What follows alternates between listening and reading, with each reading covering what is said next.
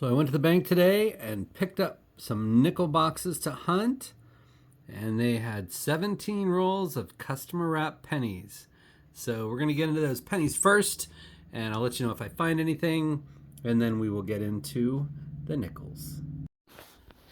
All right, guys, 9 rolls through the customer wrapped penny rolls, and there's a 2000. And what do you look for on a 2000?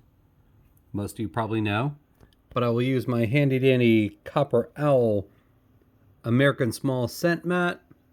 What you look for: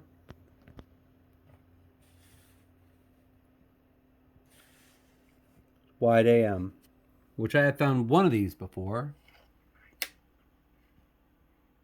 and now I've found 2.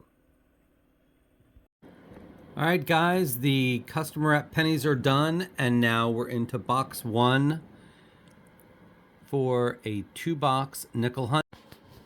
Okay, guys, not that big of a deal, but it is a 2023 Philadelphia super common nickel.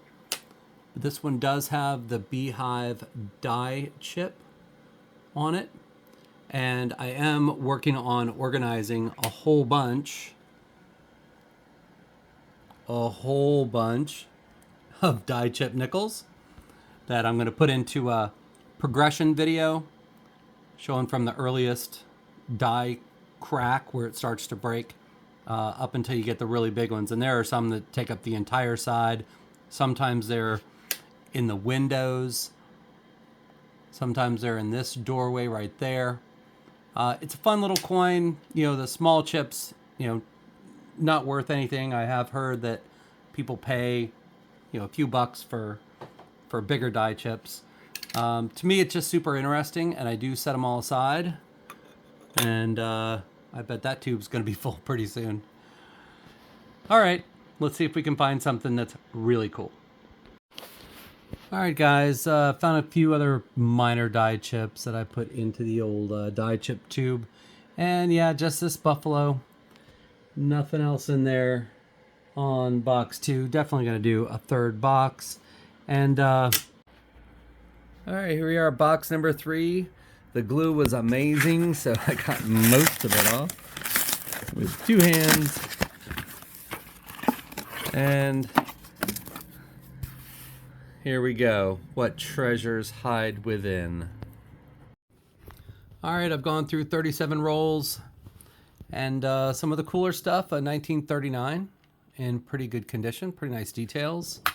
A beat up 2009 Denver, but it's a 2009. I do keep those. We got Oh Canada, We Stand on Guard for Thee, 1989 Beaver nickel. But the reason I brought you in a 1941, which I've actually found 3 in this box, but this is not just a 1941. It is the 1941 large S. It's not the rarest coin in the world, but it is definitely a find. That's like finding a silver or a buffalo. That's a very cool coin. And I do have some of these, but it's always nice to find them. So hopefully we got something else coming up. Let's cross our fingers on these last 13 rolls. All right, box 3 has come to an end. And we did get that 1941 large S. But that's it. So I'm going to add another box. All right, here we are, box 4. Oh, I'm not doing this on camera. Be right back. I tell you, Loomis does not play with the glue. That's crazy. Would have been embarrassing if I had filmed it, so I didn't. All right, so there we go. Circulated box. Let's get into it. Finally, 27 rolls in to box number 4. I did find a, I forget what the year was on this, 1996 nickel from Bermuda. That's cool. But that, I saw it coming up as I was pulling and pulled it close enough to see, I believe, a P. A P. It's been a few boxes since I found a war nickel, and that is a 1943 Philadelphia. So they are still out there. That's awesome. Very cool. You go right there next to your Bermuda friend. All right, got a little more left. Hopefully, something else is coming up because this has been a slow 2 boxes. But that's, that's why you hunt. All right, guys, wrapping up this 4-box hunt.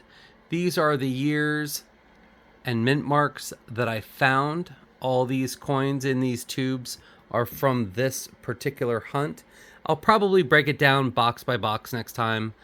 I know I like to see that, and I was just trying to be in a hurry. But 1940 Philly, well represented.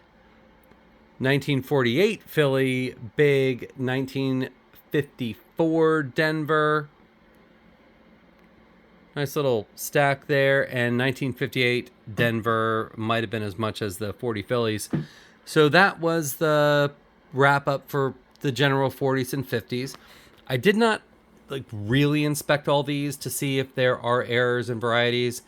I do that once the tube is filled. But for finds, I got the Bermuda, the Canada, the Dateless Buffalo, the 43 Philly Silver, the 1941 Large S, which I flipped up, and again, giving that away on the Coin and Around 5th year anniversary show this coming Saturday, which is very cool for someone to be doing this in our community for 5 years with the support he has, and he does such a great job for the community. But I did want to finish on, honestly, the most fun coin I found. I mean, I like silver and I like errors, but this was a really beautiful 1989 Philadelphia. Pretty sure I'd get full steps for that. It's not worth a lot of money, but it is such a beautifully struck coin. It came out of a collection, I'm sure. But that's just a beautiful coin. Not worth a lot, but it's so great to find one in that kind of condition.